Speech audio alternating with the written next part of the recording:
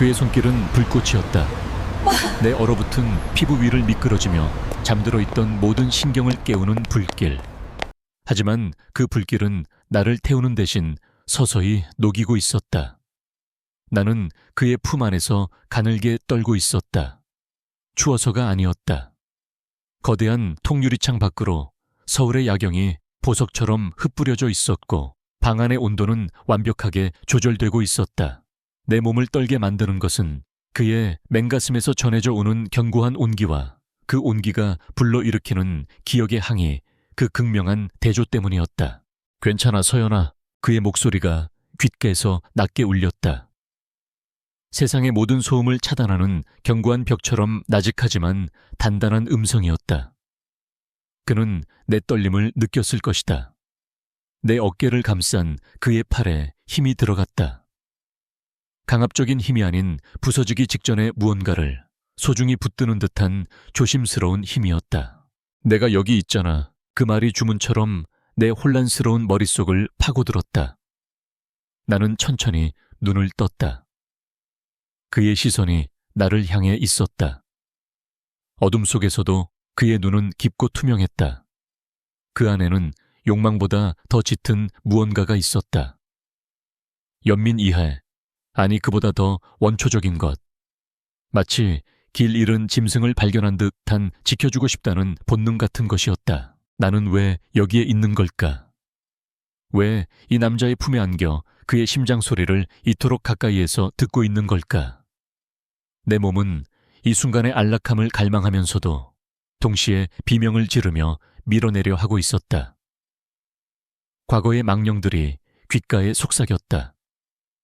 더러운 손길 거친 숨소리 저항할수록 나를 올가매던 악몽 같은 기억들, 그 기억들 속에서 나는 언제나 인형이었고 내 몸은 내 것이 아니었다. 하지만 강지훈, 이 남자는 달랐다. 그의 손은 내 등을 부드럽게 쓸어내릴 뿐 더 깊은 곳을 탐하지 않았다.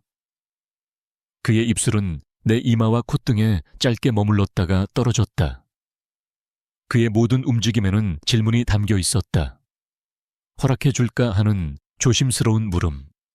그는 내 대답을 기다리고 있었다. 내가 고개를 젓거나 몸을 뒤로 뺀다면 그는 언제든 멈출 준비가 되어 있는 사람처럼 보였다. 이런 다정함은 낯설었다. 이런 존중은 처음이었다. 그래서 더 두려웠다. 이 온기에 익숙해졌다가 다시 혼자 남겨지면 나는 이전보다 더 시린 겨울을 맞이하게 될 터였다. 나는 그의 가슴에 얼굴을 묻었다. 그의 체향이 폐부 깊숙이 스며들었다. 비온 뒤의 흙냄새와 서늘한 나무 향이 섞인 듯한 냄새. 안정감을 주는 냄새였다. 내 안에서 오랫동안 싸워온 두 개의 자아가 팽팽한 긴장감 속에서 서로를 노려보고 있었다. 도망치고 싶은 나와 머무르고 싶은 나. 그 모든 것의 시작은 불과 몇 주 전에 어느 비 오는 밤이었다. 그날도 나는 세상의 끝에 서 있는 기분이었다. 편의점 야간 아르바이트를 마치고 새벽에 레스토랑 주방 보조 일을 하러 가는 길. 잠은 사치였고 식사는 편의점 폐기 도시락으로 해결하는 날들이었다. 통장 잔고는 바닥을 보인 지 오래였고 다음 달 월세를 생각하면 심장이 돌덩이처럼 무거워졌다. 하늘은 내 처지를 비웃기라도 하듯 그 구멍이 뚫린 것처럼 비를 쏟아냈다.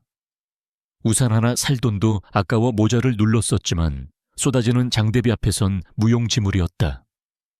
온몸이 흠뻑 젖었고 낡은 운동화는 이미 물을 가득 머금어 질척거렸다. 한 걸음 내디딜 때마다 절망의 무게가 발목을 잡아끄는 것 같았다. 그때였다. 번쩍이는 번개와 함께 내 앞을 걸어가던 한 노부인이 비틀거리며 쓰러졌다. 어머니 모차 하고 외치는 듯한 환청이 들렸지만 주변에는 아무도 없었다. 빗소리에 묻혀 아무도 그 광경을 보지 못한 듯 했다. 나는 순간 모든 것을 잊었다. 피로도 절망도 쏟아지는 비도 내 몸이 먼저 반응했다. 나는 쓰러진 노부인에게 달려갔다. 값비싸 보이는 정장을 입은 그녀는 의식을 잃은 채 차가운 빗물 속에서 가쁘게 숨을 몰아쉬고 있었다. 얼굴은 창백했고 입술은 파랗게 질려 있었다. 할머니, 정신 차리세요, 할머니. 나는 그녀의 어깨를 흔들며 소리쳤지만 대답이 없었다. 심장이 멎는 것 같았다. 어디선가 본 응급처치 요령이 머릿속을 스쳐 지나갔다. 나는 떨리는 손으로 그녀의 기도를 확보하고 서툴지만 필사적으로 심폐소생술을 시작했다. 흠뻑 젖은 옷 위로 그녀의 희미한 심장 박동이 느껴졌다. 제발 제발 살아만 주세요. 속으로 몇 번이나 되뇌었다. 동시에 다른 손으로는 휴대폰을 꺼내 112에 신고했다. 빗물 때문에 화면 터치가 잘 되지 않아 애를 먹었지만 나는 포기하지 않았다. 구급차가 도착하기까지의 몇 분이 몇 시간처럼 느껴졌다. 나는 내 얇은 재킷을 벗어 그녀의 몸 위를 덮어주었다. 정작 비를 맞아야 하는 사람은 나인데도 그 순간에는 그런 생각이 들지 않았다. 그저 이 작은 생명의 불씨가 꺼지지 않기만을 바랄 뿐이었다. 결국 구급차가 도착했고 나는 구급대원들과 함께 병원 응급실까지 따라갔다. 보호자가 아니면 들어갈 수 없다는 말에 나는 흠뻑 젖은 생쥐꼴로 응급실 밖 복도 의자에 주저앉았다. 긴장이 풀리자 온몸에서 한기가 몰려왔다. 얼마나 지났을까? 분주한 복도 저편에서 냉기마저 느껴지는 위압적인 기운과 함께 한 남자가 나타났다. 딱 떨어지는 검은색 슈트, 흐트러짐 없는 머리카락, 그리고 주변의 모든 것을 자신 아래에 두는 듯한 차가운 눈빛. 그가 바로 강지훈이었다. 그는 다급한 걸음으로 응급실로 향하다가 간호사가 손짓으로 가리키는 나를 발견하고는 걸음을 멈췄다. 그의 시선이 머리부터 발끝까지 나를 훑었다. 그 눈빛에는 경계심과 의심이 가득했다. 마치 내가 무언가를 노리고 접근한 사기꾼이라도 되는 것처럼. 어머니를 도와주신 분이 당신입니까? 그의 목소리는 외모만큼이나 차가웠다. 나는 자리에서 일어나 고개를 끄덕였다. 네, 길에 쓰러져 계셔서 상태는 어떻다고 합니까? 의사 선생님께서 급성 심근경색인 것 같은데 초기 대처가 좋아서 위험한 고비는 넘겼다고 하셨어요. 내 말이 끝나자 그는 짧게 고개를 끄덕였다. 감사나 안도보다는 당연한 보고를 받았다는 듯한 태도였다. 그는 지갑에서 수표책을 꺼내더니 익숙한 손놀림으로 무언가를 적어 내게 내밀었다. 사례금입니다. 당연히 받으셔야 할 돈이니 사양 마십시오. 나는 내밀어진 수표를 내려다보았다. 거기에는 내 눈을 의심하게 만드는 액수가 적혀 있었다. 내가 몇 년을 꼬박 일해도 만져볼 수 없을 내 인생을 통째로 바꿔놓을 수도 있을 만큼의 큰 돈이었다. 순간 심장이 세차게 뛰었다. 이 돈만 있으면 지긋지긋한 월세 걱정도 하루 세 끼를 고민하는 비참함도 끝낼 수 있었다. 하지만 나는 고개를 저었다. 돈 때문에 그 할머니를 구한 것이 아니었다. 그 위급한 상황에서 돈을 생각할 여유 따위는 없었다. 아니요, 괜찮습니다. 내 목소리는 작았지만 단호했다. 전 그저 해야 할 일을 했을 뿐입니다. 누구라도 그렇게 했을 거예요. 나는 수표를 밀어내고 고개를 꾸벅 숙였다. 그럼 이만 가보겠습니다. 돌아서는 내 등 뒤로 그의 차가운 시선이 느껴졌다. 그는 의외라는 듯 당황했다는 듯 아무 말도 하지 않았다. 아마 그의 인생에서 자신의 돈을 거절한 사람은 내가 처음이었을지도 모른다. 나는 비에 젖은 무거운 발걸음을 옮기며 병원을 빠져나왔다. 그 남자의 얼굴과 내 인생을 바꿔놓을 뻔했던 그 하얀 종이 조각을 했어 머릿속에서 지우려 했다. 그저 하룻밤의 기이한 사건일 뿐이라고, 내일이면 다시 잿빛 현실로 돌아가야 한다고 스스로를 다독이면서. 하지만 그때의 나는 몰랐다. 그날 밤 쏟아진 비는 내 메마른 세상에 스며들기 시작한 거대한 파도의 시작에 불과했다는 것을. 그날 밤의 일은 꿈처럼 희미해졌다. 나는 다시 잿빛 현실로 돌아와 기계처럼 몸을 움직였다. 새벽에는 레스토랑 주방의 열기 속에서 감자를 깎았고, 낮에는 텅 빈 사무실에서 끝이 보이지 않는 서류를 복사했으며, 저녁에는 시끄러운 고깃집에서 불판을 닦았다. 피로는 뼈마디마다 새겨졌고 잠은 언제나 부족했다. 그 비오는 밤의 차가운 CEO와 내 인생을 바꿀 뻔했던 수표는 고된 노동의 땀방울 속에서 점차 잊혀가는 듯했다. 그렇게 일주일쯤 지났을까. 내가 일하는 고깃집 앞으로 현실과와 동떨어진 번쩍이는 검은색 세단 한 대가 미끄러지듯 멈춰 섰다.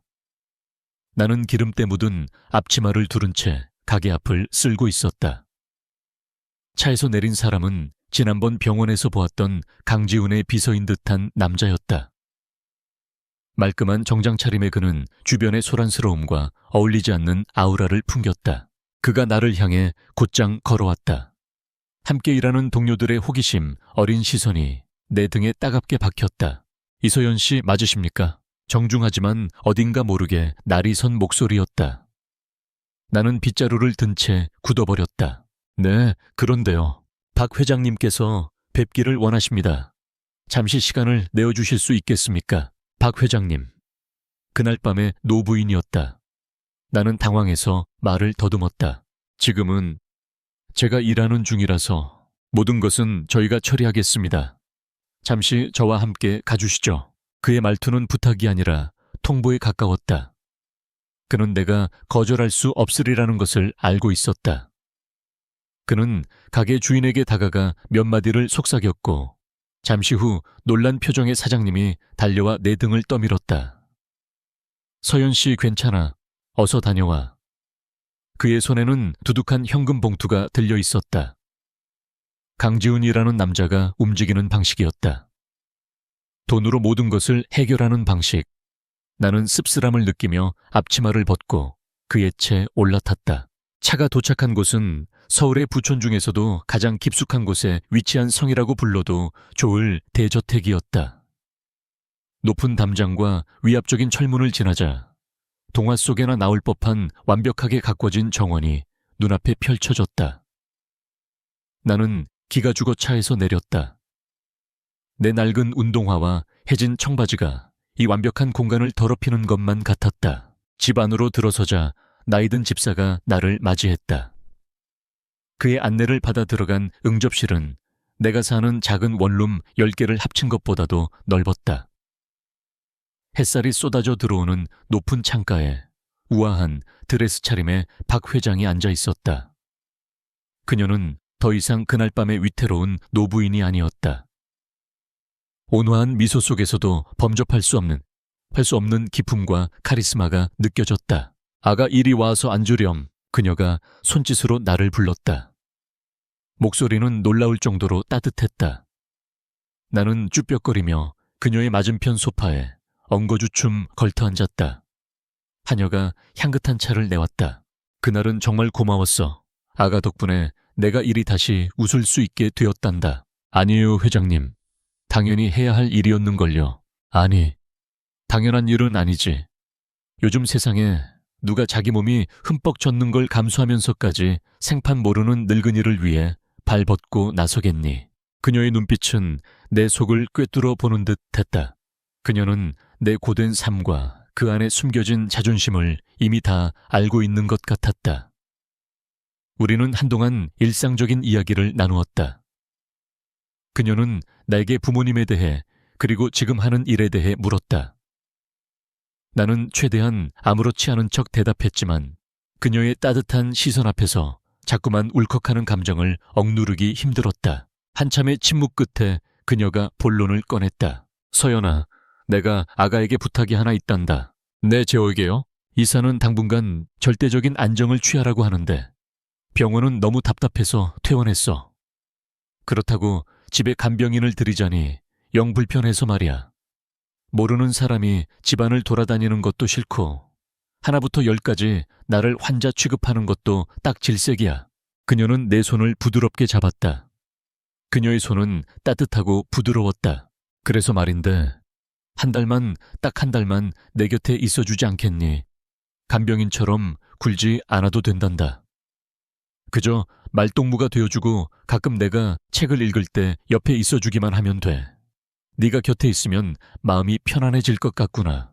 나는 심장이 쿵하고 내려앉는 것을 느꼈다. 이것은 명백한 호의였다. 내 어려운 사정을 알고 내 자존심이 상하지 않도록 부탁의 형식을 빌린 배려였다. 하지만 회장님, 저는 전문적인 간병인이 아닌데요. 그런 사람은 필요 없다고 했잖니. 나는 네가 필요하단다. 이서연이라는 아가씨가. 그녀는 봉투 하나를 테이블 위에 올려놓았다. 물론 공짜로 부탁하는 건 아니야. 이건 내 시간에 대한 정당한 대가란다. 네가 지금 하는 일들보다 훨씬 나을 게다. 그러니 다른 걱정은 말고. 나는 머릿속이 하얘졌다. 거절해야만 했다. 내 자존심이 그것을 명령했다. 하지만 동시에 이 제안이 내게는 썩은 동아줄과도 같다는 것을 알았다. 이 손을 잡으면 나는 적어도 다음 달 월세와 병원비 걱정에서는 벗어날 수 있었다. 잠시나마 숨을 쉴 수 있게 될 터였다. 결국 나는 아주 작은 목소리로 대답했다. 네, 그렇게 하겠습니다. 내 대답에 박 회장의 얼굴에 환한 미소가 번졌다. 그녀는 즉시 집사를 불러 내 짐을 가져오도록 지시했다. 모든 것이 일사천리로 진행되었다. 내가 정신을 차렸을 때 나는 이미 저택 2층에 있는 손님용 침실에 와 있었다. 내 단출한 짐가방이 방 한구석에 초라하게 놓여 있었다. 방은 내가 살던 원룸보다 3배는 넓었고 창밖으로는 아름다운 정원이 내려다 보였다. 모든 것이 꿈만 같았다. 하녀가 내게 필요한 것들을 설명해주고 방을 나갔다. 나는 침대 가장자리에 조심스럽게 걸터 앉았다. 푹신한 매트리스가 내 몸을 감싸 안았다. 모든 것이 비현실적이었다. 정말 이래도 되는 걸까? 그때였다. 복도 저편에서 익숙하면서도 차가운 목소리가 들려왔다. 김비서, 내일 오전 미팅 자료 지금 바로 서재로 가져와. 강지훈이었다. 그의 목소리에 집안의 공기가 순간 얼어붙는 것 같았다. 발소리가 점점 내 방 쪽으로 가까워졌다. 나는 숨을 죽였다. 어머니는 주무시나? 아닙니다, 도련님. 지금은 서연 아가씨와 함께 계십니다. 집사의 대답이 들렸다. 그의 발소리가 내 방문 앞에서 잠시 멈추는 듯 했다. 나는 심장이 목구멍까지 차오르는 것을 느꼈다. 문 하나를 사이에 두고 그가 서 있었다. 그제야 나는 깨달았다. 이 거대하고 아름다운 성의 주인이 바로 그 남자라는 것을. 나는 그의 어머니를 돌본다는 명목으로 그의 집에 그의 영역 안으로 들어와 버린 것이다. 안락한 피난처라고 생각했던 이곳이 사실은 차가운 얼음 성이었다는 것을. 그리고 그 성의 주인은 나를 탐탁지 않은 눈으로 바라보던 그 남자 강지훈이라는 것을. 나는 앞으로의 한 달이 결코 순탄치 않을 것임을 직감하며 마른 침을 삼켰다. 강지훈의 집에서의 생활은 고요한 호수 위를 걷는 것처럼 비현실적이었다. 나는 매일 아침 새소리에 눈을 떴고 밤에는 도시의 소음 대신 귀뚜라미 소리를 들으며 잠이 들었다. 나의 주된 임무는 박 회장님의 말동무가 되어드리는 것이었다. 우리는 함께 정원을 산책하고 따뜻한 햇살 아래에서 책을 읽었으며 그녀가 젊었을 적 이야기를 들으며 오후를 보냈다. 그것은 내가 이전에 살았던 치열하고 팍팍한 삶과는 완전히 다른 평온하고 보호받는 듯한 나날이었다. 하지만 그 평온함 속에는 보이지 않는 긴장감이 항상 존재했다. 그 긴장감의 근원은 바로 이 집의 주인 강지훈이었다. 그는 아침 일찍 집을 나섰다가 밤늦게 돌아왔다. 우리는 거대한 저택 안에서 간혹 마주쳤지만 단 한 번도 제대로 된 대화를 나눈 적이 없었다. 그는 복도에서 나를 스쳐 지나갈 때면 냉담한 표정으로 짧게 목례를 했고 나는 숨을 죽인 채 고개를 숙이는 것이 전부였다. 그는 차가운 성주였고 나는 그의 성에 잠시 머무는 이방인이었다. 그럼에도 나는 그의 시선을 느낄 수 있었다. 내가 회장님과 정원에서 웃고 있을 때 서재의 창문 너머에서 나를 내려다보는 그림자를, 저녁 식사 자리에서 하인이 실수로 접시를 깨뜨리는 소리에 내가 소스라치게 놀라자 순간 날카롭게 나를 향하던 그의 눈빛을. 그는 아무 말도 하지 않았지만 나는 그가 나를 끊임없이 관찰하고 있다는 것을 알 수 있었다. 그는 나를 분석하고 판단하고 있었다. 마치 언제 터질지 모르는 시한폭탄을 감시하듯이. 그러던 어느 날 밤 억눌러왔던 과거가 결국 나를 덮쳤다. 그날은 유난히 피곤한 날이었다. 나는 깊은 잠에 빠져들었고 어김없이 악몽이 찾아왔다. 꿈속에서 나는 다시 어리고 무력한 아이가 되어 있었다. 술에 취한 새아버지의 고함소리 역겨운 술 냄새, 그리고 깨진 유리 조각처럼 날아와 온몸에 박히는 폭언들. 너 같은 건 태어나지 말았어야 했어. 그 목소리는 지독한 저주가 되어 내 영혼을 파고들었다. 도망치려 발버둥 쳐도 몸은 솜처럼 무거웠고 목에서는 비명 대신 쇳소리만 새어나왔다. 거대한 손이 내 목을 향해 뻗어오는 순간 나는 온 힘을 다해 소리를 질렀다. 안 돼. 내 비명은 꿈의 경계를 부수고 현실까지 터져나왔다. 나는 땀에 흠뻑 젖은 채 침대에서 벌떡 일어났다. 심장은 미친 듯이 뛰었고 방 안의 어둠이 꿈속의 그 남자처럼 나를 집어삼킬 듯이 달려들었다. 나는 가쁜 숨을 몰아쉬며 덜덜 떨었다. 바로 그때였다. 쾅 하는 소리와 함께 방문이 거칠게 열렸다. 나는 비명을 지르며 몸을 웅크렸다. 문 앞에 서 있는 사람은 그림자처럼 길고 위압적인 실루엣의 강지훈이었다. 그는 외부의 침입자라도 예상한 듯 잔뜩 경계하며 날카로운 눈으로 방 안을 훑었다. 그러나 방 안에는 아무것도 없었다. 침대 위에서 공포에 질려 부들부들 떨고 있는 나 외에는 그의 시선이 내게로 향했다. 나는 그의 눈빛이 경계에서 당혹감으로, 그리고 이해할 수 없는 복잡한 무언가로 변하는 것을 보았다. 그는 내가 악몽을 꾸었다는 것을 직감한 듯 했다. 나는 그가 무슨 일이야 라고 묻거나 혹은 귀찮다는 듯이 방을 나갈 것이라고 예상했다. 하지만 그의 행동은 내 예상을 완전히 빗나갔다. 그는 아무 말 없이 방 안으로 들어와 가장 먼저 창문이 제대로 잠겨 있는지 확인했다. 그리고 복도 쪽을 한번 살핀 뒤 조용히 방문을 닫았다. 찰칵하고 문이 닫히는 소리는 이제 위협이 아니라 보호의 소리처럼 들렸다. 그는 내게 다가오지 않았다. 대신 방 한쪽 구석에 있는 작은 주방으로 가더니 물을 한 잔 따라왔다. 그는 침대에서 최대한 멀리 떨어진 의자를 끌어와 앉았다. 그리고 따뜻한 물이 담긴 컵을 침대 옆 작은 테이블 위에 조심스럽게 내려놓았다. 그는 나를 쳐다보지도 말을 걸지도 않았다.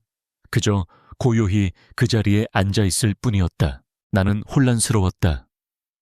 그의 침묵은 그 어떤 위로의 말보다 더 깊은 울림을 주었다.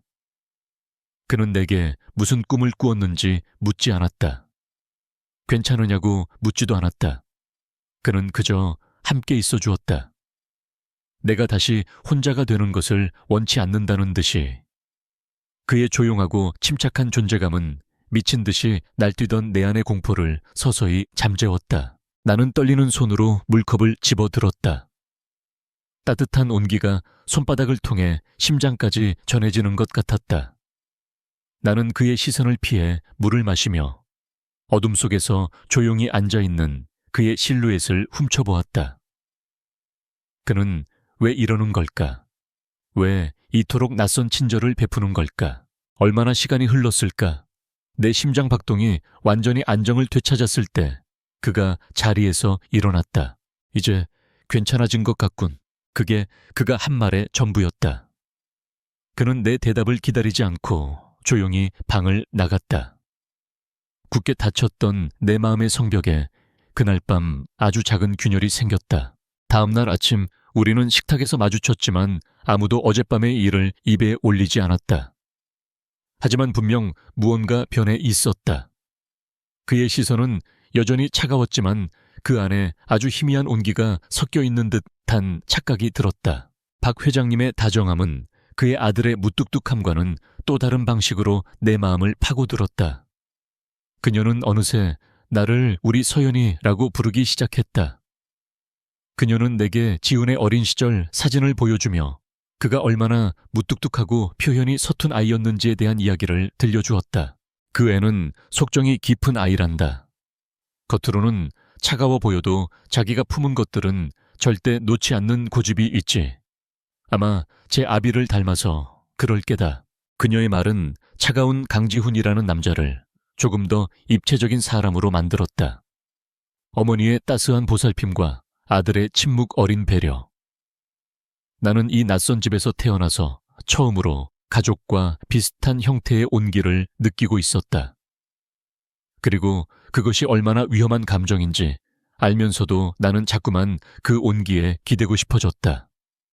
내 얼어붙은 심장의 희망이라는 위험한 씨앗이 뿌리를 내리기 시작하고 있었다. 악몽을 꾸었던 그날 밤 이후 강지훈과 나 사이에 보이지 않던 벽이 미세하게 허물어졌다.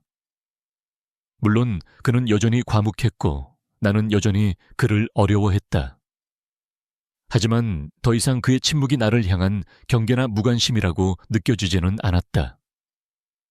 오히려 그것은 서툰 배려 혹은 어떻게 다가가야 할지 모르는 남자의 망설임처럼 느껴졌다. 그의 변화는 아주 사소한 것들에서부터 시작되었다. 내가 잠시 생필품을 사러 외출하려던 어느 흐린 오후 현관에는 내가 본 적 없는 고급스러운 장우산 하나가 놓여 있었다.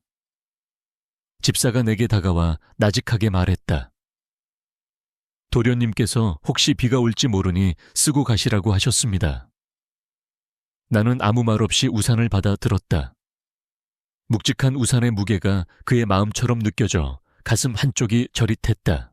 박 회장님께서 일찍 잠드신 어느 날 밤, 나는 거실 소파에 앉아 책을 읽고 있었다. 밤늦게 귀가한 그가 거실을 지나치다가 나를 발견하고는 걸음을 멈췄다. 나는 어색하게 일어나 인사를 했다. 그는 짧게 고개를 끄덕이더니 주방 쪽으로 사라졌다. 잠시 후 하녀가 따뜻한 우유 한 잔과 작은 쿠키 접시를 들고 내게 다가왔다. 도련님께서 출출하실까봐 챙겨드리라고 하셨습니다.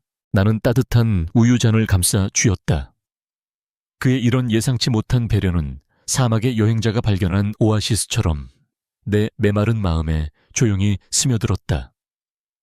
우리는 여전히 대화를 나누지 않았지만 이런 작은 행동들을 통해 서로의 존재를 확인하고 있었다. 그러다 우리는 점차 밤의 어둠 속에서 마주치는 일이 잦아졌다.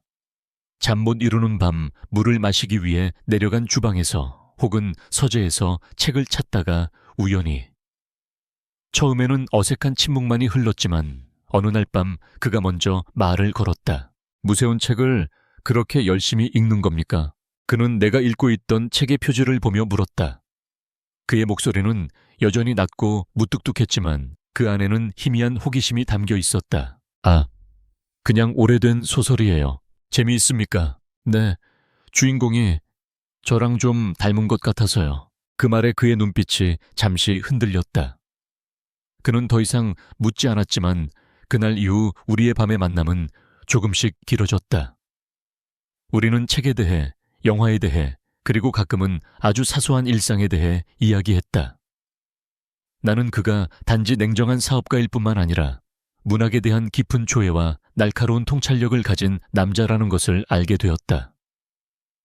그는 내 생각에 귀를 기울였고 가끔은 내가 미처 깨닫지 못한 부분을 짚어주기도 했다. 나는 서서히 그에게 익숙해지고 있었다. 그의 낮은 목소리에, 그의 깊은 눈빛에, 그리고 그가 풍기는 서늘하면서도 안정감을 주는 향기에. 이것이 위험한 감정이라는 것을 알면서도 나는 밤마다 그와의 우연한 만남을 기다리는 나 자신을 발견했다.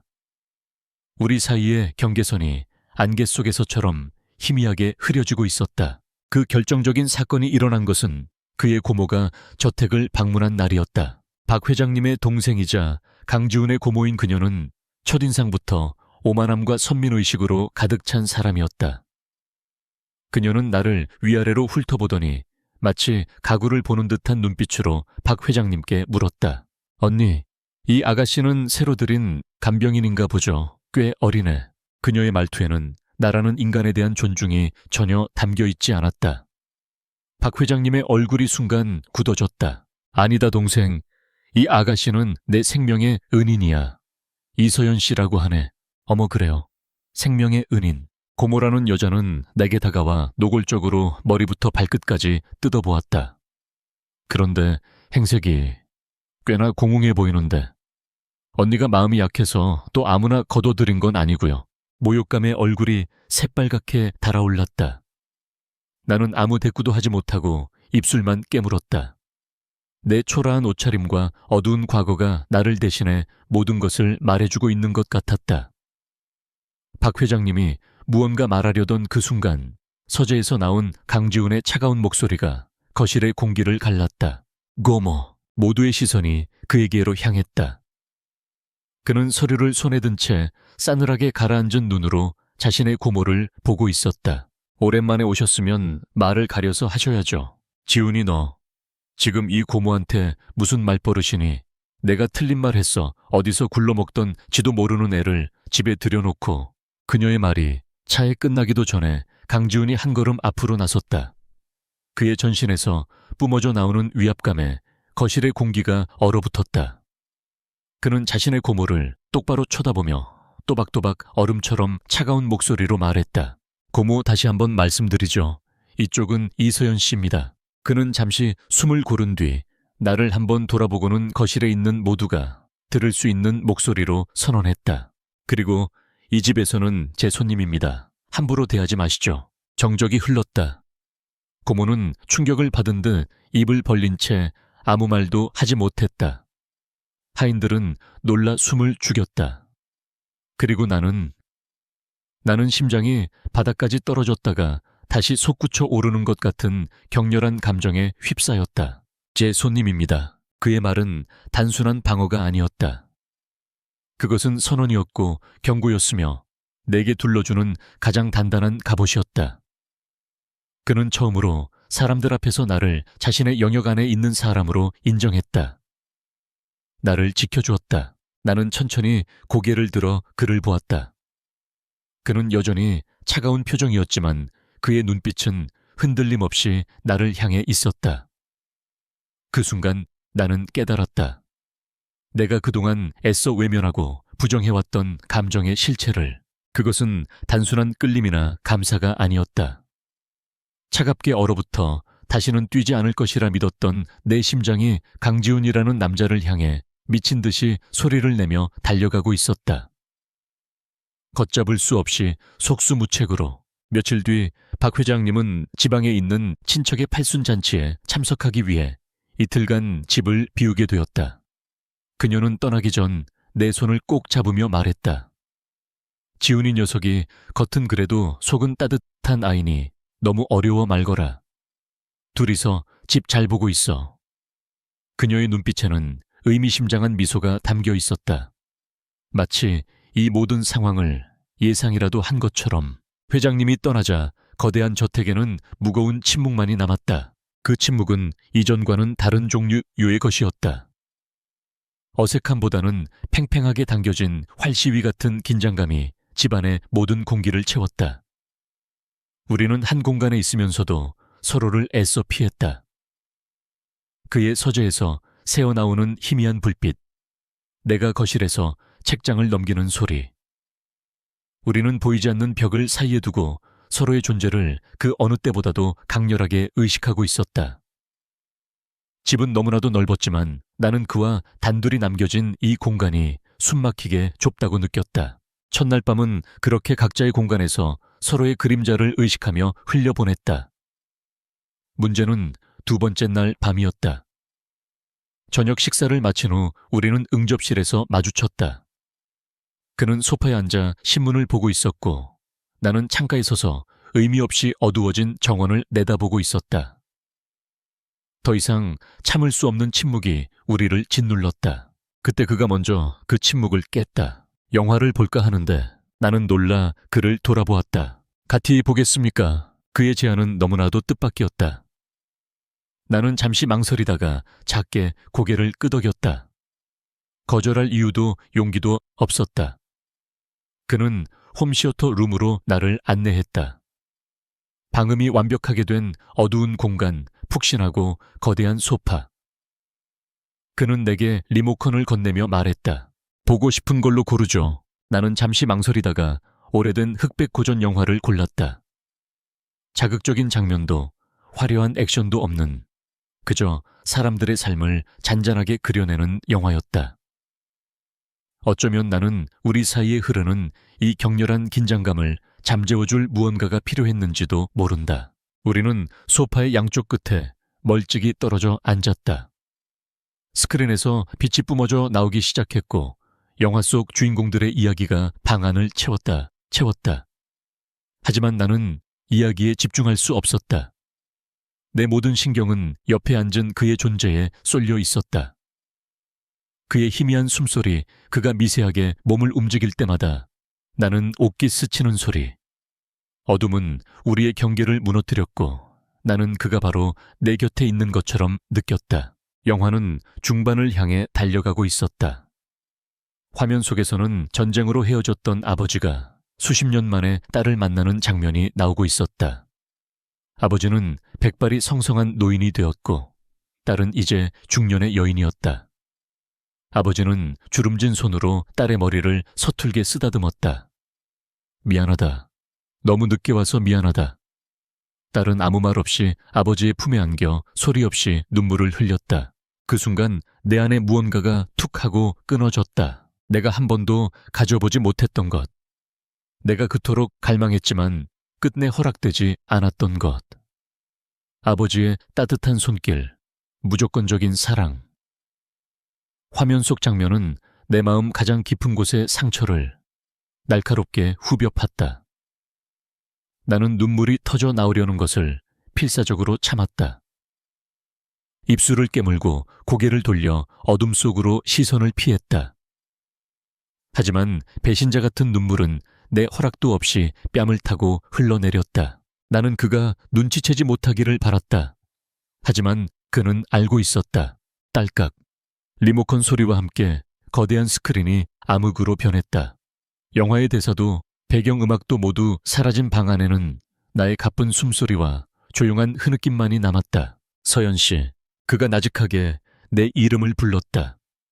나는 대답할 수 없었다. 소파의 쿠션이 미세하게 꺼지는 느낌과 함께 그의 향기가 훅 끼쳐왔다. 그가 내 쪽으로 다가온 것이다. 나는 공포와 기대가 뒤섞인 기분으로 몸을 굳혔다. 그는 아무것도 묻지 않았다. 왜 우는지, 무슨 일이 있는지. 대신 따뜻하고 커다란 손이 조심스럽게 내 턱을 감싸 쥐었다. 그리고 그의 엄지손가락이 내 뺨 위를 미끄러지며 뜨거운 눈물 자국을 부드럽게 훔쳐냈다. 그의 손길은 불꽃이었다. 그러나 이번에는 나를 녹이는 불꽃이 아니었다. 그것은 내 영혼에 직접 다 나를 구원하는 빛이었다. 나는 숨을 멈춘 채 천천히 고개를 들었다. 어둠 속에서 그의 깊은 눈이 나를 내려다보고 있었다. 그 눈 안에는 욕망 연민 안타까움, 그리고 그 모든 것을 뛰어넘는 강렬한 무언가가 담겨 있었다.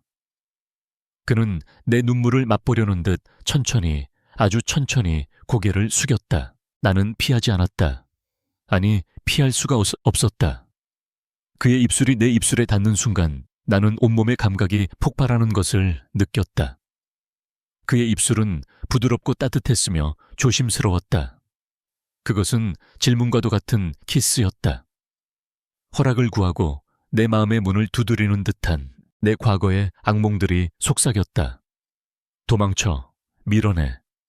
하지만 내 몸은 말을 듣지 않았다. 내 생애 처음으로 남자의 입맞춤이 두렵지 않았다. 역겹지 않았다. 오히려 가뭄 끝의 땅이 단비를 빨아들이듯 나는 그의 온기를 필사적으로 갈망했다. 나는 나도 모르게 그의 셔츠 자락을 꽉 움켜쥐었다.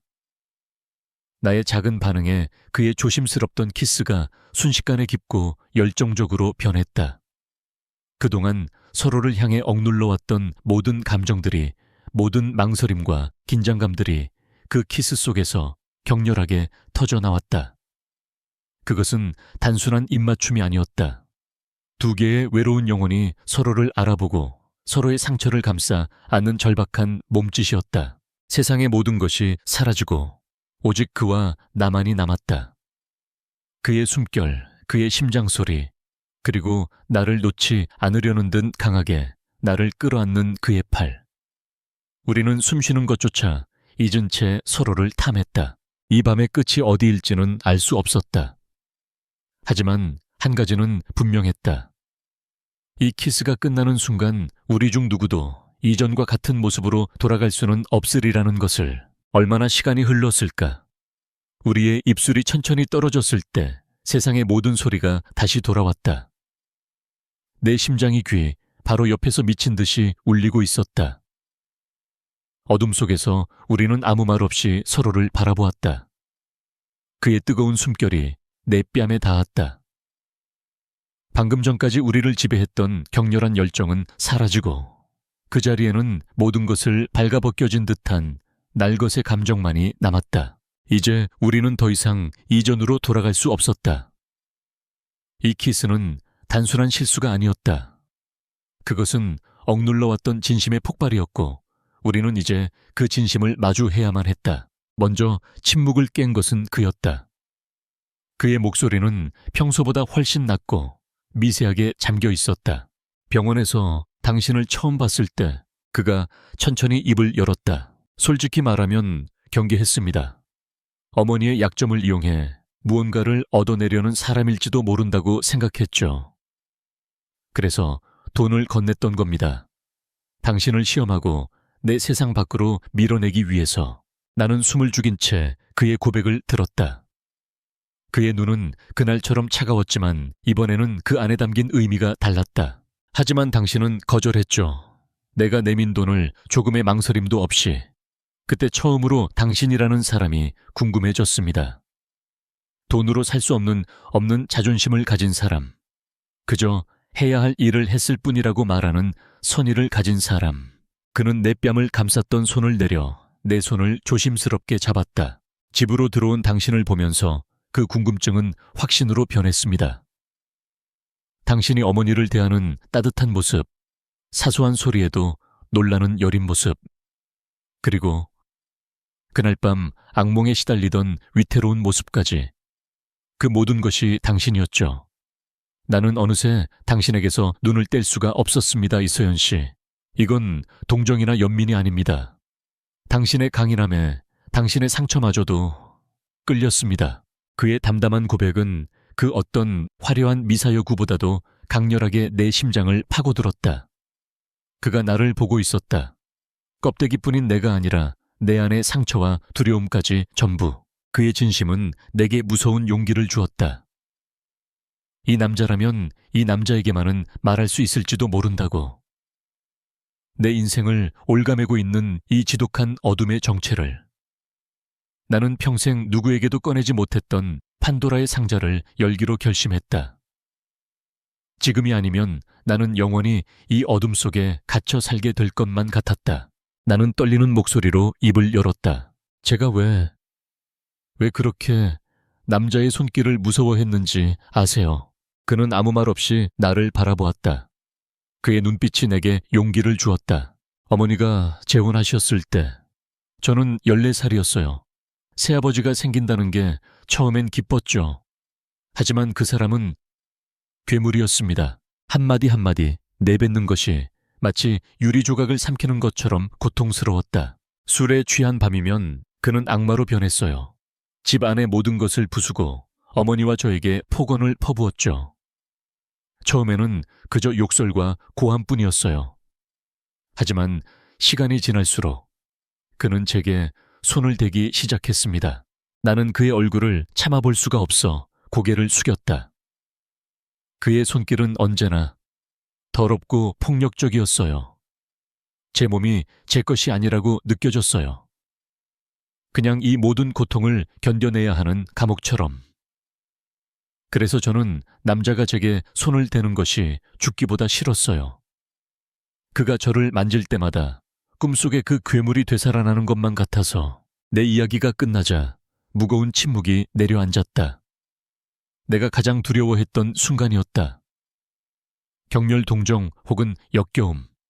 나는 그의 입에서 나올 그 어떤 말에도 상처받을 준비를 하고 있었다. 하지만 그는 내 예상을 다시 한번 깨뜨렸다. 그는 아무 말도 하지 않았다. 대신 내 손을 잡은 그의 손에 힘이 들어가는 것이 느껴졌다. 나는 고개를 들어 그를 보았다. 그의 얼굴은 분노로 차갑게 굳어 있었다. 턱선은 날카롭게 날이 섰고 그의 눈에서는 이전에 본 적 없는 서늘한 분노가 이글거리고 있었다. 하지만 그 분노는 나를 향한 것이 아니었다. 그것은 감히 내게 그런 짓을 저지른 얼굴도 모르는 그 괴물을 향한 것이었다. 그는 나를 동정하거나 판단하지 않았다. 그는 나를 대신해 나를 위해 분노하고 있었다. 한참의 침묵 끝에 그가 입을 열었다. 그의 목소리는 낮고 단단했다. 세어연 씨, 그는 내 이름을 불렀다. 내 과거가 너를 정의하지 않아. 적어도 나에게는. 그의 말은 망치처럼 내 머리를 내리쳤다. 당신을 그렇게 만든 그 인간들이 쓰레기인 거지. 당신 잘못이 아니야. 단 한순간도 당신 탓이라고 생각하지 마.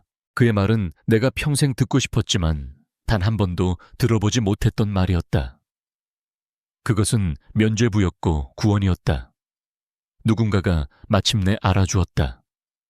내 잘못이 아니었다는 것을, 나의 과거가 나의 가치를 훼손할 수 없다는 것을. 결국 나는 다시 울음을 터뜨렸다. 하지만 이번에는 공포나 슬픔의 눈물이 아니었다. 그것은 안도의 눈물이었고 해방의 눈물이었다. 수십 년간 나를 짓누르던 무거운 족쇄가 마침내 부서져 내리는 소리가 들렸다. 그는 우는 나를 말리지 않았다. 그저 내 손을 더욱 단단히 잡고 내 곁을 지켜주었다. 그의 침묵은 세상 그 어떤 위로보다도 따뜻했다. 그날 밤 어둠 속에서 우리는 서로의 가장 깊은 진실을 마주했다. 그의 고백과 나의 상처. 우리는 더 이상 차가운 CEO와 위태로운 간병인이 아니었다. 서로의 영혼을 온전히 마주한 세상에 단 두 사람뿐인 남자와 여자였다. 진정한 우리들의 이야기는 바로 이 순간부터 시작되고 있었다. 나의 울음이 잦아들었을 때 강지우는 조용히 내 손을 이끌고 칠흑 같은 어둠이 내린 홈시어터 룸을 나섰다. 우리는 아무 말 없이 복도를 걸었다. 그의 손은 따뜻하고 단단했다. 그 온기는 내게 길을 알려주는 등대처럼 느껴졌다. 나는 그가 이끄는 대로 그 어떤 의심이나 두려움도 없이 발걸음을 옮겼다. 그가 멈춰 선 곳은 그의 침실 문 앞이었다. 그는 문을 열기 전 나를 돌아보았다. 어두운 복도의 희미한 불빛 아래 그의 눈이 그 어느 때보다도 깊게 나를 응시했다. 그의 눈빛은 묻고 있었다. 정말 괜찮으냐고. 나를 믿을 수 있겠냐고. 나는 말없이 고개를 끄덕였다. 이것은 내 생애 처음으로 온전한 나의 의지였다. 도망치거나 굴복하거나 체념하는 것이 아닌 나 자신을 위한 선택. 그의 침실은 그라는 사람을 그대로 보여주는 공간이었다. 불필요한 장식 하나 없이 모든 것이 최소한으로 정돈되어 있었지만 결코 차갑게 느껴지지는 않았다. 은은한 간접 조명이 방 안을 부드럽게 감싸고 있었고 공기 중에는 그의 체향과 닮은 서늘한 나무 향이 감돌았다. 이곳은 그의 가장 사적인 영역이었고 그는 나를 그 안으로 들인 것이다. 그는 나를 침대맡에 세우고는 한 걸음 뒤로 물러섰다. 서두르지 않았다. 그는 내게 시간을 주고 있었다. 이 공간에 익숙해지고 내 마음이 완전히 준비될 때까지 우리는 한참 동안 서로를 바라보았다. 마침내 그가 내게 다가와 내 뺨을 부드럽게 감쌌다. 그리고 아주 천천히 내 눈물 자국이 남은 눈꺼풀 위로 입을 맞추었다. 그 입맞춤은 깃털처럼 가벼웠지만 내 온몸을 관통하는 전율을 일으켰다. 세어연아. 그가 처음으로 내 성을 떼고 이름을 불렀다. 그 나직한 부름에 내 심장이 녹아내리는 것 같았다. 그의 입술이 천천히 아래로 내려왔다. 콧등을 스치고 뺨을 지나 마침내 내 입술 위에 내려앉았다. 지난번의 키스처럼 격렬하지 않았다. 그것은 기나긴 가뭄 끝에 내리는 첫 비처럼 부드럽고 촉촉하게 내 메마른 영혼을 적셨다. 그의 손은 내 등을 부드럽게 쓸어내렸고 내 머리카락을 조심스럽게 헤집었다. 그의 모든 손길에는 존중과 소중함이 담겨 있었다. 마치 깨지기 쉬운 보물을 다루듯이 과거의 망령이 희미하게 속삭였다. 거칠었던 손길 명령하던 목소리, 저항할수록 강해지던 폭력. 내 몸이 기억하는 공포가 순간적으로 나를 굳게 만들었다. 내가 미세하게 몸을 떠는 것을 느꼈는지 그가 즉시 입술을 떼고 나를 바라보았다. 괜찮아. 그의 눈에는 걱정이 가득했다. 그의 이런 반응에 내 안의 두려움이 힘을 잃고 스르르 녹아내렸다. 그는 달랐다. 이 남자는 나를 해치지 않는다. 나는 고개를 젓고 용기를 내어 먼저 그의 목을 끌어안았다. 나의 적극적인 행동에 그의 눈이 놀람으로 커졌다가 이내 깊은 감동으로 물들었다. 그는 나를 더욱 깊이 끌어안았고 우리의 키스는 다시 이어졌다. 그는 내 셔츠의 단추를 하나씩 아주 느리게 풀었다. 그의 손길이 닿는 곳마다 내 피부는 불에 댄 듯 뜨거워졌다. 수치심이 아니라 태어나서 처음 느껴보는 생경한 감각 때문이었다. 내 몸이 오롯이 나만의 것이며 사랑받고 있다는 느낌. 그의 입술이 내 목덜미와 쇄골을 따라 내려올 때 나는 가쁜 숨을 몰아쉬었다. 내 안의 모든 신경이 깨어나 그의 움직임 하나하나에 반응했다. 과거의 기억 속에서 내 몸은 고통을 견디는 감옥이었지만 지금 이 순간 그의 품 안에서 내 몸은 쾌감을 탐하는 악기가 되어가고 있었다. 마침내 우리의 몸에 아무것도 걸치지 않은 마지막 장벽이 사라졌을 때 그는 잠시 움직임을 멈추고 나를 바라보았다. 그의 눈빛은 욕망으로 이글거렸지만 그 밑바닥에는 나에 대한 깊은 배려가 깔려 있었다. 내가 멈추길 원하면 언제든 말해. 나는 그의 뺨을 감싸주고 대답 대신 그의 입술에 입을 맞췄다. 더 이상 망설일 필요는 없었다. 나는 그를 원했다. 그의 온기를, 그의 다정함을 그라는 존재 자체를. 그와 내가 하나가 되는 순간 나는 짧은 고통과 함께 눈을 질끈 감았다. 하지만 그 고통은 곧이어 밀려오는 거대한 파도와 같은 감각에 씻겨 내려갔다. 그것은 단순한 쾌감이 아니었다. 내 존재가 온전히 그에게 받아들여지고 그의 존재가 내 안을 가득 채우는 충만함이었다. 그는 내 안에서 아주 천천히 조심스럽게 움직였다. 내 표정을 살피고 내 작은 신음소리 하나에도 귀를 기울였다. 그는 나를 서두르게 하지 않았다. 그는 나를 이끌었고 기다려 주었고 마침내 나 스스로 쾌감의 문을 여는 법을 가르쳐 주었다. 우리는 서로의 눈을 깊이 들여다보았다. 땀과 눈물 그리고 거친 숨결이 하나로 뒤섞였다. 나는 그의 눈 속에서 나를 보았다. 상처 입고 겁에 질린 과거에 내가 아닌 사랑받고 욕망의 대상이 되며 온전한 기쁨을 느끼고 있는 현재의 나를. 절정의 순간이 찾아왔을 때 나는 그의 이름을 부르며 울음을 터뜨렸다. 그것은 해방의 울음이었다. 내 몸을 올가매던 과거의 모든 저주가 부서지고 새로운 내가 태어나는 탄생의 외침이었다. 모든 것이 끝난 후 우리는 한참 동안 서로를 끌어안고 있었다. 그의 심장 소리가 자장가처럼 평온하게 들려왔다. 그는 땀에 젖은 내 머리카락을 부드럽게 쓸어 넘겨주었다. 방 안에는 우리의 고른 숨소리와 깊은 평화만이 가득했다. 나는 그의 단단한 가슴에 얼굴을 묻었다. 이토록 안전하다고 느껴본 적은 처음이었다. 내 몸을 짓누르던 과거의 망령들은 사라지지 않았다. 다만 더 이상 나를 지배할 힘을 잃었을 뿐이다. 강지훈이라는 남자의 온기가 그 지독한 어둠을 몰아내고 내 안에 새로운 빛을 채워 넣었다. 나는 다시 태어났다. 바로 오늘 밤 그의 품 안에서.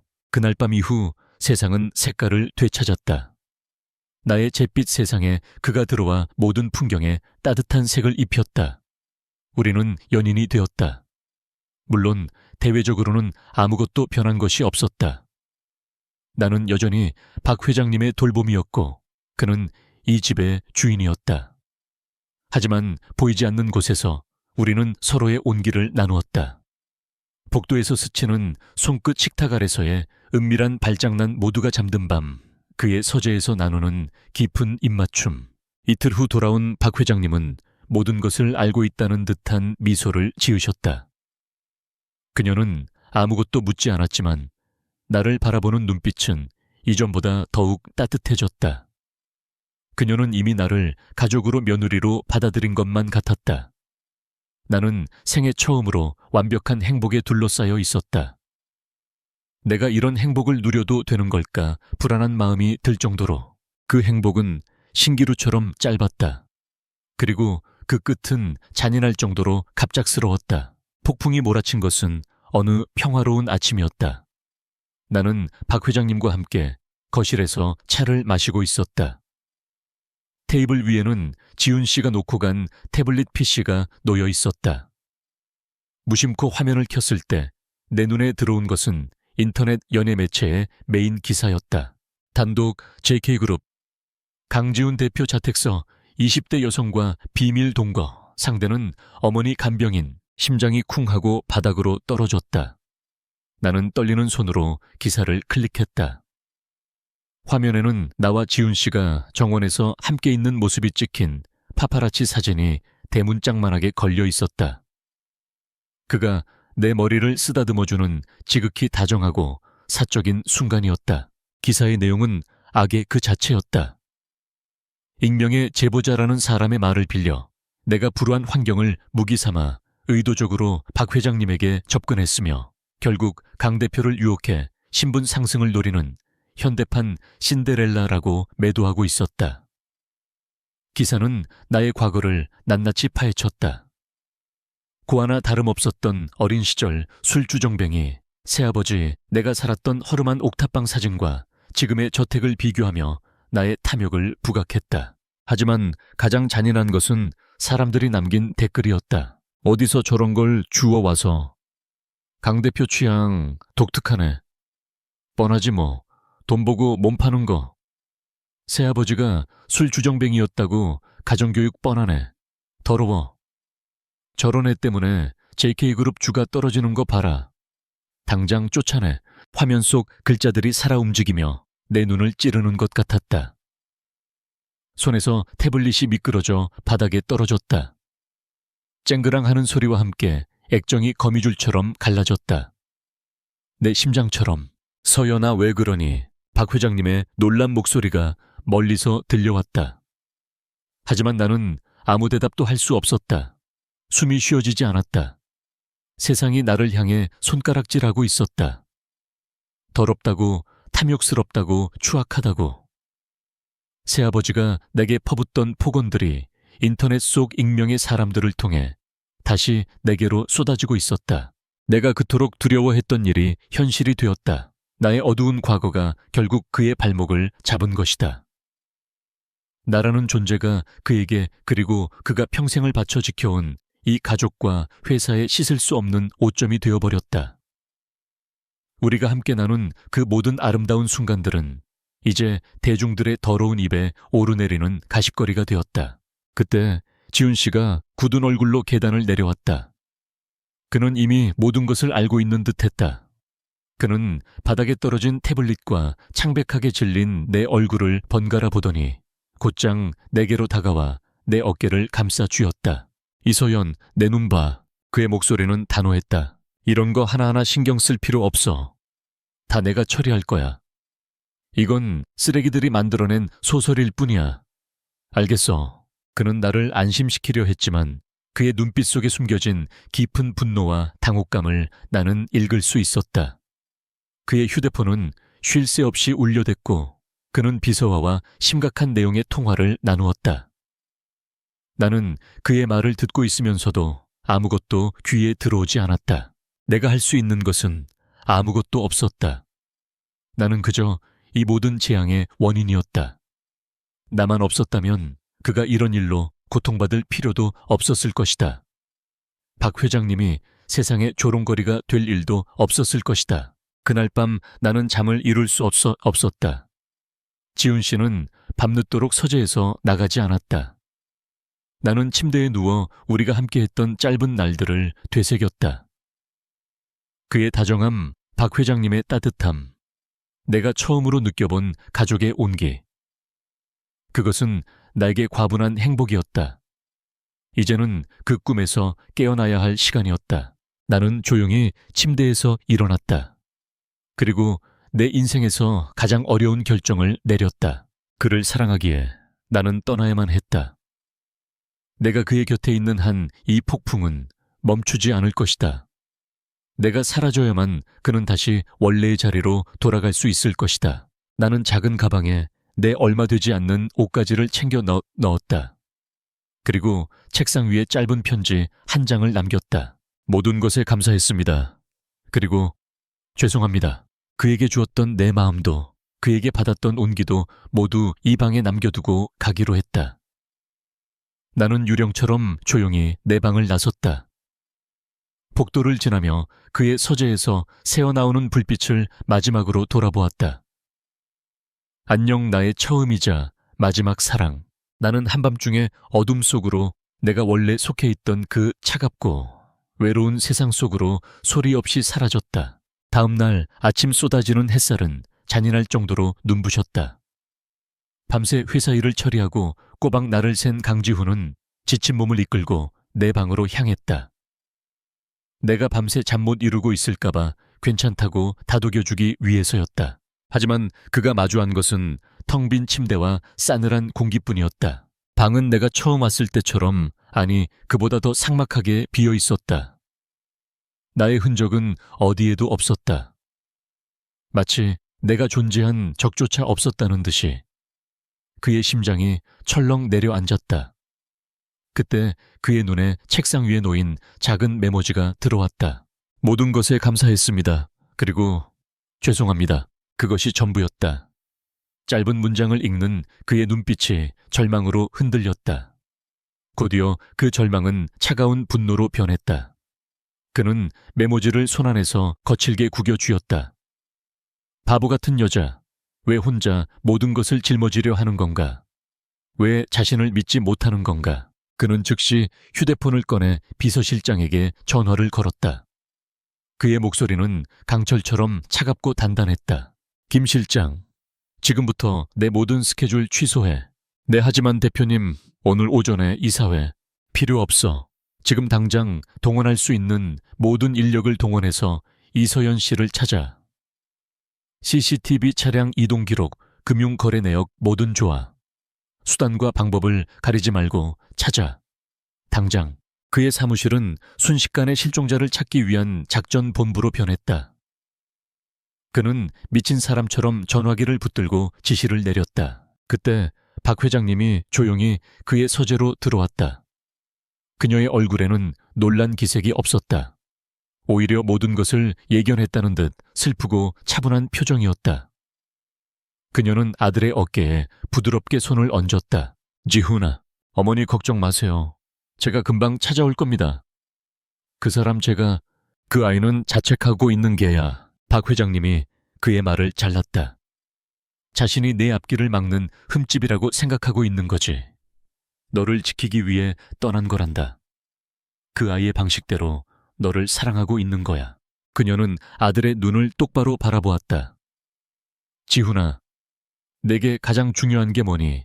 회사의 주관이 사람들의 근거 없는 비난인이 아니면, 네, 심장이 가리키는 그 사람이니. 어머니의 질문은 그의 이성을 마비시키고 본능을 일깨웠다. 그에게 중요한 것은 단 하나뿐이었다. 이서연. 그때 박 회장님이 무언가 생각났다는 듯이 말했다. 언젠가 바닷가에 있는 작은 마을 이야기를 한 적이 있었어.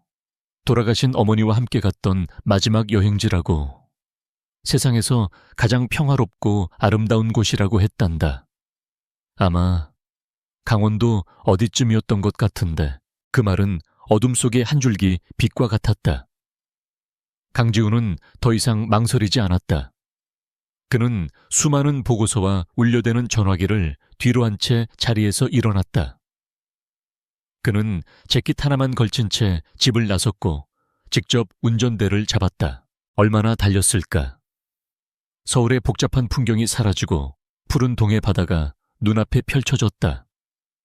그는 어머니가 말해준 작은 항구 도시들에 일일이 들러 내 사진을 보여주며 수소문하기 시작했다. 몇 시간의 허탕 끝에 마침내 어느 낡은 식당의 주인이 사진을 보고 고개를 끄덕였다. 아, 이 아가씨, 며칠 전부터 우리 가게에서 일하기 시작했는데. 그의 심장이 세차게 뛰었다. 그는 식당 안으로 들어섰다.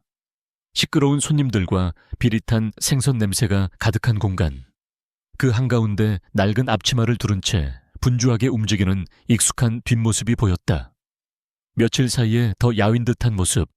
그 뒷모습을 보는 순간 그는 숨이 멎는 것 같았다.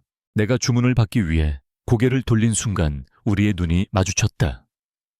시간과 공간, 그리고 주변의 모든 소음이 멈췄다. 내 손에서 쟁반이 떨어졌다.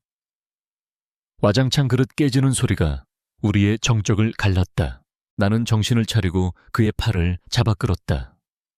식당 밖 거친 파도 소리가 들리는 방파제로 그를 데리고 나갔다. 어떻게 여길, 제발 그냥 가주세요. 나는 눈물을 흘리며 그에게 애원했다. 여기서 이러시면 안 돼요. 제발. 저 때문에 당신 인생을 망치게 둘 수 없어요. 그는 아무 말 없이 내 눈물을 바라보았다. 그리고 내 두 손을 단단히 붙잡았다. 그의 손은 따뜻했고 흔들림이 없었다. 내 인생, 그가 피식하고 허탈한 웃음을 터뜨렸다. 네오를 만나기 전에 내 인생이 뭐였는지 알아. 숫자 보고서 계약서. 그게 전부였어. 웃는 법도 마음 편히 잠드는 법도 잊어버린 텅. 빈 껍데기였다고. 그의 눈이 붉게 충혈되어 있었다. 네가 내 삶에 들어오고 나서야 나는 내가 살아있다는 걸 느꼈어. 네가 웃는 모습을 볼 때, 네가 내 품에서 안심하고 잠들 때 나는 처음으로 행복이라는 걸 알았다고. 그는 내게 한 걸음 더 다가섰다. 그의 목소리는 절박함으로 떨리고 있었다. 이미 없어. 베이시네. 내가 없으면 이 모든 건 아무 의미 없어, 서연아. 회사도 내 이름도 사람들이 떠드는 그 모든 것도 전부다. 그의 말은 거대한 파도가 되어 내 모든 방어벽을 부수고 마음속으로 밀려 들어왔다. 도망치지 마. 나랑 같이 싸우자. 세상의 모든 비난은 내가 막을게. 내가 너의 방패가 되어줄게. 그러니까 제발 내 곁에 있어줘. 곁에. 그는 내게 대답을 강요하지 않았다. 그는 내 손을 놓아주며 한 걸음 물러섰다. 이 마을 작은 여관에 머물고 있을게. 네가 결정해. 나는 기다릴게. 그는 그 말을 남기고 돌아섰다. 나는 그의 넓은 등이 멀어져 가는 것을 망연자실하게 바라보았다. 그의 마지막 말이 귓가에 그리고 심장에 메아리 쳤다. 나는 기다릴게. 내 발밑의 땅이 흔들리고 있었다. 도망치는 것만이 유일한 사랑의 방식이라고 믿었던 내 세상이 송두리째 무너져 내리고 있었다. 눈물이 뺨을 타고 흘러내렸다. 이 눈물은 슬픔 때문일까? 아니면 감당할 수 없는 희망 때문일까? 나는 차가운 바닷바람을 맞으며 한참 동안 그 자리에 서 있었다.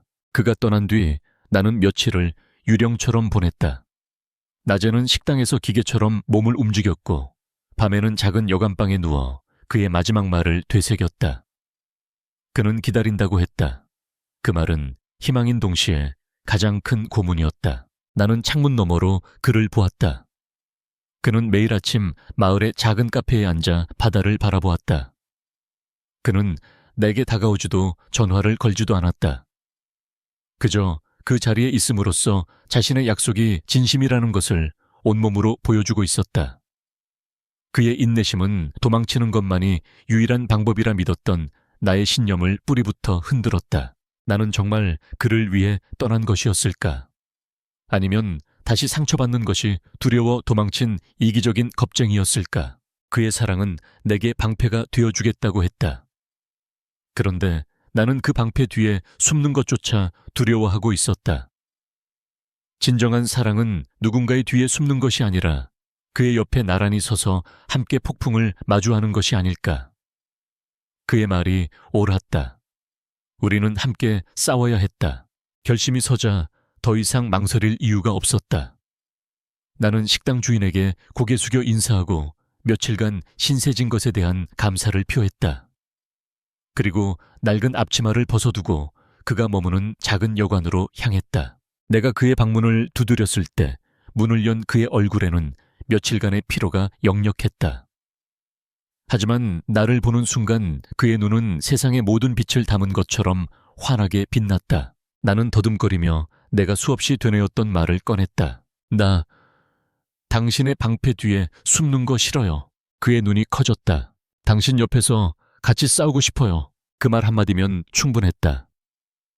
그는 나를 와락 끌어안았다. 그의 품은 내가 기억하는 것보다 더 넓고 따뜻했다. 우리는 한참 동안 서로의 존재를 확인하며 말없이 서로를 안고 있었다. 더 이상 도망은 없었다. 며칠 후 우리는 서울로 돌아왔다. 그리고 그는 곧장 기자회견을 열었다. 수백 개의 카메라 플래시가 번개처럼 터지는 기자회견장. 그는 내 손을 꼭 잡고 연단에 섰다. 나는 두려웠지만 옆에 있는 그의 온기가 나를 지탱해 주었다. 그는 먼저 우리 두 사람이 서로 사랑하는 사이라고 숨김없이 당당하게 밝혔다. 그리고 곧바로 나에 대한 악의적인 소문들에 대해 입을 열었다. 그의 목소리는 낮고 차분했지만 그 안에는 누구도 거스를 수 없는 단호함이 실려 있었다. 여러분은 이서연 씨의 과거에 대해 이야기합니다. 그녀가 얼마나 불우했는지에 대해 떠들어대고 있죠. 하지만 여러분 중 누구도 그녀가 그 모든 역경을 어떻게 자신의 힘으로 이겨내고 지금 이 자리까지 왔는지 알지 못합니다. 그는 기자회견장에 모인 모든 사람들의 눈을 하나하나 마주치며 말했다. 저는 그녀의 상처를 사랑하는 것이 아닙니다. 저는 그 모든 상처를 딛고 일어선 그녀의 강인함과 존엄함을 사랑합니다.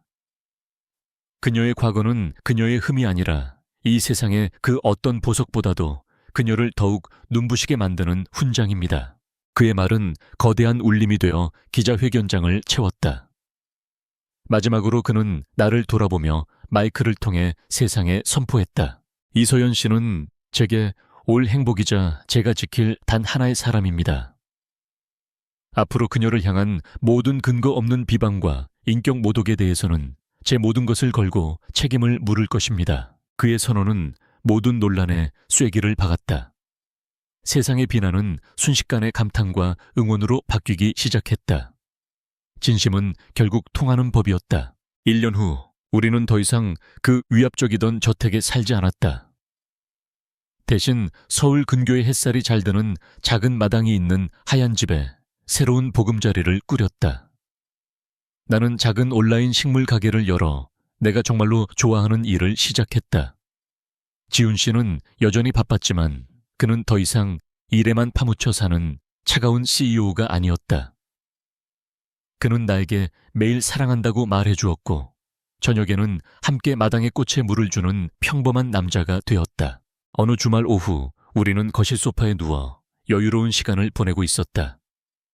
그는 내 무릎을 베고 누워 책을 읽고 있었고 나는 그의 머리카락을 부드럽게 쓸어 넘겨주고 있었다.